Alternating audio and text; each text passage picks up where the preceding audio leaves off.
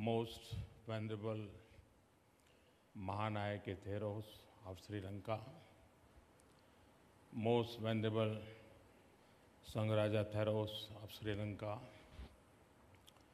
distinguished religious and spiritual leaders,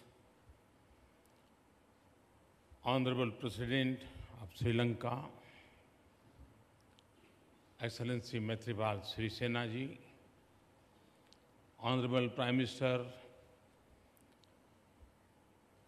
of Sri Lanka, Excellency Ranil Wickremesinghe, Honorable Speaker of Parliament, Excellency Karu Jayasuriya ji,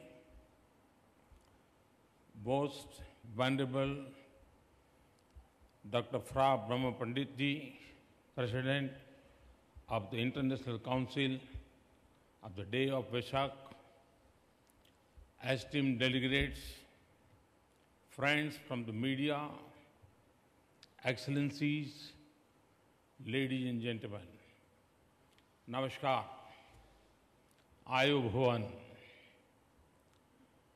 Vesak is most sacred of days, a day for humanity to revere the birth, the enlightenment and the parinibbana of Lord Buddha, the Tathagat. A day to rejoice in Buddha. A day to reflect on the supreme truth and timeless relevance of Dhamma and the Four Noble Chitari Arya Satchani. A day to contemplate the 10 perfections, thus parami of Dan, generosity, seal, proper conduct, nekham, renaissance, pinya, wisdom, viri, energy, khanti, tolerance, such truthfulness, adhithan, determination, metta, loving kindness, and upekkha, equanimity. It is a day of enormous significance of you here in Sri Lanka, for us in India, and for Buddhists around the world.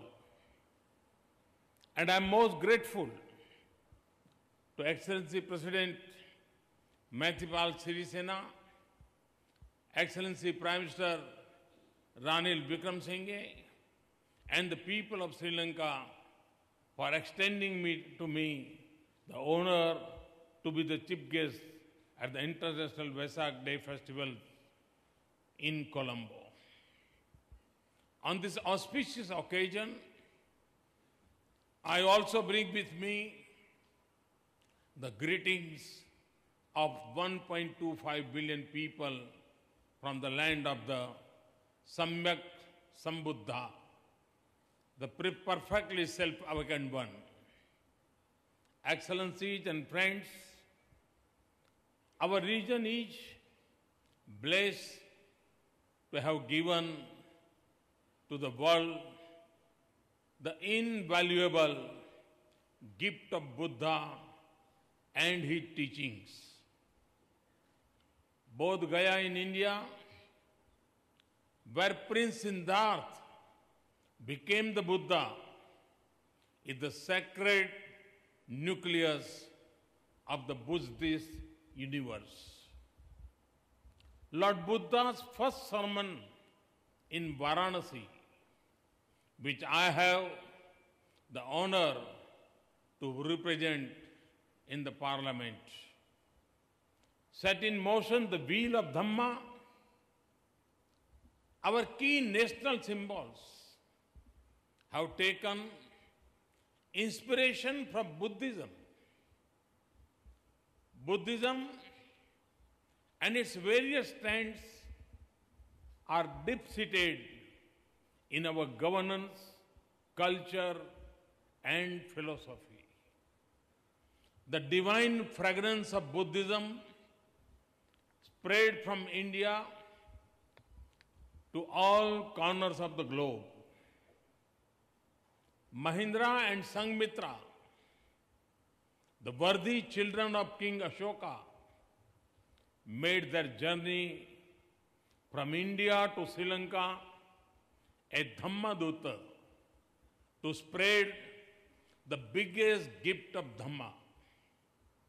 And as Buddha had himself said, Sabbadanam Dhammadanam Janati. It means the gift of Dhamma is the biggest gift of all. Today, Sri Lanka takes pride in being among the most important centers of Buddhist teachings and learning.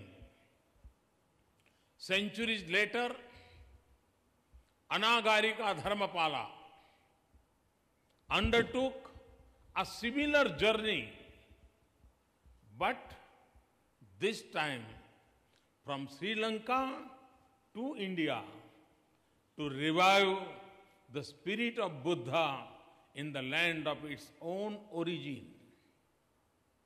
In some way, you took us back to our own roots.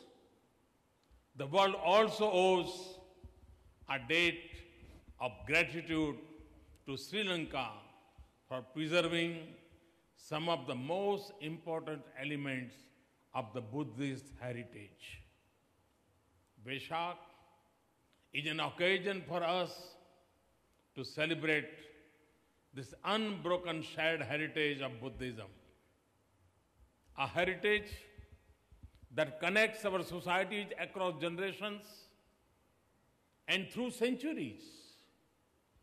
Friends, the friendship between India and Sri Lanka was etched in time by the great master. Buddhism imparts an ever-present radiance to our relationship. As close neighbors, our relationship spreads across many layers. It draws strength as much through our interconnected values of Buddhism as it does from the limitless possibilities of our shared future. Ours is a friendship that lies in the hearts of our people and in the fabric of our societies. To honor and deepen our links of Buddhist heritage, I have the great pleasure to announce that from August this year, Air India will operate direct flight between Colombo and Varanasi.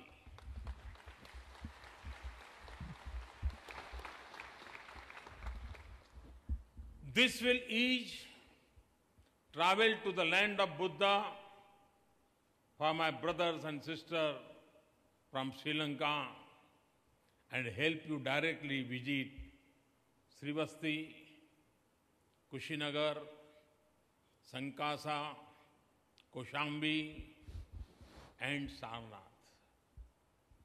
And my Tamil brothers and sisters will also be able to visit Varanasi, the land of Kashi Vishwanath. Venerable monks, excellencies, and friends, I believe we are a moment of a great opportunity in our ties with Sri Lanka. an opportunity to achieve a quantum jump in our partnership across different fields. And for us, the most relevant benchmark for the success of our friendship is your progress and your success.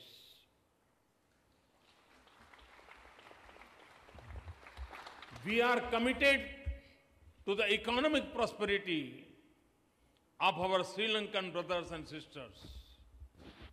We will continue to invest in driving positive change and economic growth to deepen our development cooperation. Our strength lies in sharing our knowledge, capacity, and prosperity. In trade and investment, we are already significant partners. We believe that free flow of trade, investment, technology, and ideas across our borders will be to our mutual benefit. India's rapid growth can bring dividends of the entire region, especially in Sri Lanka. In infrastructure and connectivity, transport and energy, we are poised to scale up our cooperation. Our development partnership stretches across nearly every sector of human activity, such as agriculture, education, health, resettlement, transport, power, culture, water, shelter, sports, and human resources. Today, India's development cooperation with Sri Lanka amounts to $2.6 billion. And its only aim is to support Sri Lanka in realizing a peaceful, prosperous, and secure future of its people. Because the economic and social well-being of the people of Sri Lanka is linked with that of 1.25 billion Indians. Because whether it is of land or in the waters of the Indian Ocean, the security of our societies is indivisible. My conversations with President Sirisena and Prime Minister Wickremesinghe have only reinforced our will to join hands in achieving our common goals. As you make important choices for the harmony and progress of our society, you will find in India a friend and a partner that will support your nation-building endeavors. Venerable monks, excellencies, and friends, Lord Buddha's message is as relevant in the 21st century as it was 2.5 millennia ago. The Madhyam Pratipada, the middle path shown by Buddha, speaks to all of us. Its universality and evergreen nature are striking. It has been a unifying force among nations. The countries of South, Central, Southeast, and East Asia are proud of their Buddhist links traced to the land of Buddha. The themes of social justice and sustainable world peace chosen for this Vesak Day resonate deeply with Buddha's teachings. The themes may appear independent, but they are both deeply interdependent and interconnected. The issue of social justice is linked to conflict within and among countries. They arise principally because of tanha or trishna in Sanskrit, the thirst, which in turn stems from greed, lobha. Greed had driven the mankind to dominate and degrade our natural habitat. Our desire to achieve all our wants has created income inequalities in communities and disturbed social harmony. Similarly, the biggest challenge to sustainable world peace today may not be from conflict between the nation states. It is from the mindset, thought streams, and entities, and instruments rooted in the idea of hate and violence. The menace of terrorism in our region is a clear manifestation of this destructive emotion.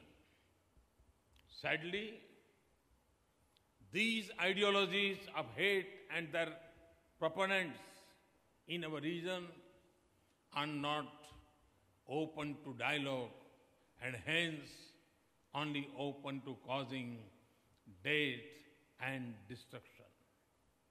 I firmly believe that Buddhism's message of peace is the answer to growing arc of violence all over the world. And not just a negative notion of peace, defined by the absence of conflict, but a positive peace where we all work to promote dialogue, harmony, and justice based on karuna, compassion, and pragya, wisdom. As Buddha said, Nati santi parana sukham. There is no higher bliss than peace.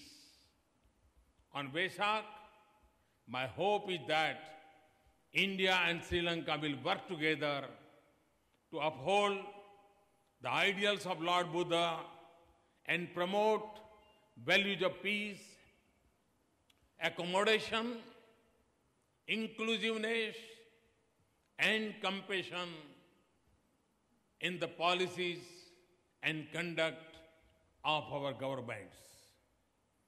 This is the true path to free individuals, families, societies, nations, and the world at large from the three poisons, hatred and ignorance. Venerable monks, excellencies, and friends, on this day of Vesak, let us light the lamps of knowledge to move out of darkness. Let us look more within and let us uphold nothing else but the truth. And dedicate our efforts to follow the path of Buddha, whose light shines all over the world. At the verse 387 of Dhammapada says, Diva tapti adityo, rating obhati chandima, संदत्तो खत्यो तपति जाई तपति ब्राह्मणो अथ सब्बम अहोरतिं बुद्धो तपति तेजसा. It means the sun shines by the day, the moon lights up the night, the warrior shines in his armor, the Brahmin shines in his meditation. But the awakened one shines all day and night by this radiance. Thank you very much. Thank you once again for the honor to be with you. I look forward to paying homage at the Sri Dalda Maligawa, the temple of the sacred Truth Relic, in Kandy today afternoon. May the triple gem of Buddha, Dhamma and Sangha bless us all. Thank you. Thank you very much.